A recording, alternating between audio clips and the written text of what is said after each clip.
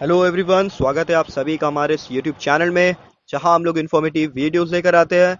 मैं हूं जावेद और आज हम लोग बात करेंगे अबाउट द कोठारी कमीशन और Indian education commission of 1964 to 1966।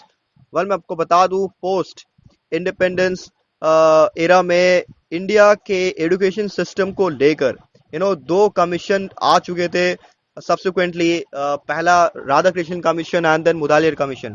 Now next to this, in the field of education and its reform, government introduce करती है इस कमीशन को, एजुकेशन कमीशन को under in October 1964, right?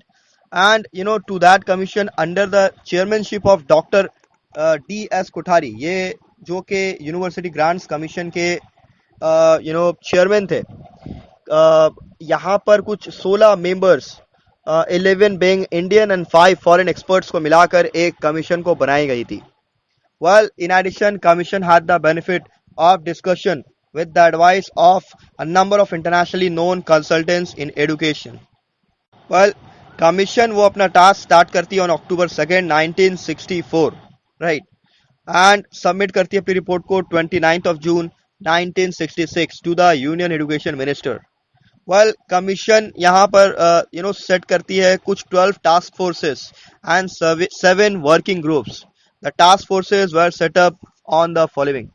Well, school education, higher education, technical education, agricultural education, adult education, science education and research, teacher training and teacher status, student welfare, new techniques and methods, manpower, education administration and education finance, right? उसके बाद working groups में जो थे दोस्तों, working women's education, education of backward classes, school buildings, school community relations, statistics, pre primary education and school curriculum. तो ये कुछ कहा जा सकता है कि फॉलोइंग टास्क फोर्सेस थे वर्किंग ग्रुप से. वेल, यहाँ पर बेसिकली इसके कुछ रिकमेंडेशंस थे, एम्स एंड ऑब्जेक्टिव्स आप कह सकते हो. पहला था दोस्तों एजुकेशन फॉर इंक्रीजिंग प्रोडक्टिविटी, जो इंक्लूड करती है make science a basic component of education and culture, number 1. Number 2 है दोस्तों inter ऑड्यूलिंग, SUPW as on integral part of general education. Number C, vocationalization education to meet the needs of the industry of agriculture. Number D, or number 4, improving scientific and technological research and education at university level. Well, इसके बाद education for an accelerating process of modernisation, इसके बारे में बात की गई, जिसमें overall adoption new methods of teaching के बारे में बात की गई, प्रॉपर डेवलपमेंट और इंफ्रास्ट्रक्चर के बारे में, एसेंशियल स्किल्स के बारे में बात की गई, एडुकेटिंग एजुकेशन सिस्टम को लेकर जो इसके स्टेट्स थे ऑफ सोसाइटी उसमें एम्फसाइज किया गया. साथ में वोकेशनल सब्जेक्ट्स एंड साइंस पर भी एम्फसाइज किया गया on the ground of teaching. Different universities को भी स्टैब्लिश किया गया for the excellence in the country. इसके बाद आता है दोस्तों education for promoting social and national integration, right? तो इसमें कॉमन स्कूल सिस्टम के बारे में बात किया गया इंट्रोड्यूस करने के लिए. Well, all modern Indian language, इसको डेवलपमेंट करने के ऊपर एम्फसाइज किया गया, इनकरेज किया गया एंड एनेबल किया गया स्टूडेंट्स को, ताकि वो कम्युनिटी लिविंग में और अपने खुद के आइडियोलॉजी को सामने रख सके, right? Well, taking steps to enrich Hindi as quickly as possible, इन बातों पर भी जोर दिया गया. Education for inculcation of national values, इन चीजों पर भी जोर दिया गया दोस्तों, जो एक लंबा चौड़ा लिस्ट बनाती है. नेक्स्ट टू दिस आता हमारा करिकुलम. तो curriculum basically lower secondary stage, जो के लोअर सेकेंडरी स्टेज जो के क्लास 8 से लेकर 10 तक होगा दोस्तों. उसके बाद आता है हायर सेकेंडरी स्टेज, राइट? सो यहाँ पर क्लास 10 के बाद से ये हायर सेकेंडरी स्टेज स्टार्ट होता है. नाउ नेक्स्ट टू दिस, तो दोनों ही लोअर सेकेंडरी स्टेज और हायर सेकेंडरी स्टेज में रीजनल लैंग्वेज, मदर लैंग्वेज और एक्सटर्नल लैंग्वेज पढ़ाई जाती है, हिंदी वगैरह वगैरह, इंग्लिश. और मॉडर्न इंडियन लैंग्वेज के तौर पर नॉन हिंदी स्पीकिंग को इंग्लिश के लिए प्रिफर किया जाता था और हिंदी वालों को इंग्लिश के लिए प्रिफर किया जाता था. वेल, यहाँ पर क्लासिकल लैंग्वेज के तौर पर कुछ सब्जेक्ट्स थे, जैसे history, geography, civics, physical education etcetera etcetera. Even education in moral and spiritual values भी शामिल है। इसके बाद हायर सेकेंडरी स्टेज में भी any two languages including modern Indian language, modern foreign language and any classical language, right. So इस तरीके से प्रोविजंस काफी बड़े और काफी वास्ट है। Next to this educational structure के बारे में बात किया गया। तो यहाँ पर 1 to 3 years of pre school education के बारे में बात की गई। उसके बाद a primary stage of 7 to 8 years dividing into lower primary जो कि 4 to 5 years के होंगे एंड हायर प्राइमरी स्टेज जो कि 3 और 2 years के होंगे।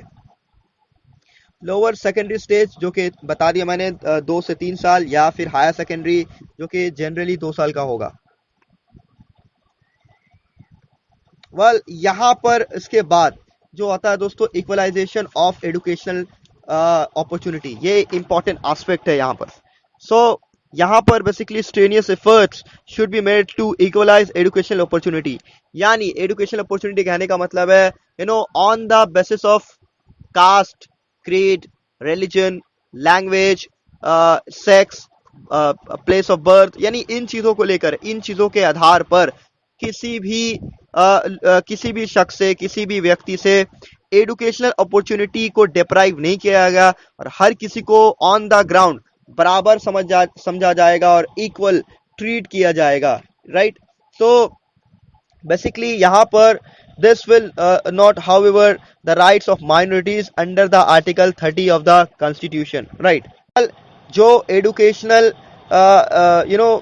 एजुकेशनल फैसिलिटीज को लेकर कहीं ना कहीं डिप्राइव है, अंडर प्रिविलेज है, उनको यहाँ पर ज्यादा एम्फसाइज किया जा रहा है, फोकस किया जा रहा है, राइट। अब मैं इसके बाद कुछ इंपॉर्टेंट एस्पेक्ट्स पर ध्यान देंगे दोस्तों, राइट। सो यहाँ पर नाउ नेक्स्ट टू दिस वो उभर कर आता है हमारा adult education. So adult education is one of the important recommendation of this commission. इसमें there should be streamlining of adult education to liquidate illiteracy in the country, right. तो उसके कुछ प्रोविजंस भी उन्होंने बताए। There should be a nation wide coherent and sustain literacy campaign with the involvement of central, state and local governments, all government agencies, all voluntary agencies and private organizations, etc. Right. Well, the program should be very carefully planned and that all necessary preparations should be made very ahead in this time. तो बता दूं, जब मुल्क हमारा आज़ाद हुआ था वहां पर इलिटरेसी रेट बहुत ज़्यादा थी। तो सरकार ने अब सोचा कहीं ना कहीं कि यहाँ पर जो अडल्ट पावर है, जो मैन एंड वुमेन रेशियो जो है, उसको कहीं ना कहीं यूटिलाइज किया जाए, उनको ज़्यादा से ज़्यादा एडुकेट हम लोग कर पाए। दो ये लोग बेसिकली इनिशियली उन लोगों ने एडुकेशन नहीं हासिल की है, लेकिन फिर भी अब इनको इस नए पैटर्न में डालने के बारे में प्रोविजंस दिए गए। वेल, इसका बेसिक रीजन ही यही था, सेल्फ एक्चुअलाइजेशन, ताकि वो इंटेंसिव लिटरेसी वर्क को तो बढ़ा ही सके, साथ ही साथ इलिटरेसी से जुड़ी जितने भी दूसरे फैक्टर्स है उसको भी कॉम्बैट कर पाए और उसको समझ पाए। नाउ नेक्स्ट टू दिस जो इंपॉर्टेंट रिकमेंडेशन आता है उभर कर, वो है दोस्तों प्री प्राइमरी एजुकेशन। यहाँ दोस्तों ये बहुत ही इंपॉर्टेंट एस्पेक्ट है इस रिकमेंडेशन को लेकर। वेल, यहाँ पर बेसिकली कमीशन ने कहा that pre primary education is of great significance to the physical, emotional and intellectual development of children, especially those with unsatisfactory home background। तो यहाँ पर बताया गया the target to be set as an enrollment of 5% in the age group of 3 to 5 and 50% in the age group 5 to 6 in preschool classes will be a reasonable target by 1986, right? Now next to this, for the development of free primary education during the next 20 years, it was suggested that pre-primary education development centers should be set up, one in each of the state institutes of education and one in each district for the development, right? And इसको supervision guidance भी दिया जाएगा हर तरीके से। Well, next to this, just like any other commission of education, यहाँ पर इस commission की भी कुछ क्रिटिसिज्म थी। On the ground commission points out करती है एजुकेशनल गोल्स के लेकर, but does not adequately tell us how to reach them. ये एक बहुत बड़ा क्रिटिसिज्म था। Commission's recommendation on medium of education and the language formula when not only conflicting but also controversial। तो इन सब टाइप की जो चीज़ें हैं ये उसको कंट्रोवर्शियल बना रही है। वेल till then अगर आप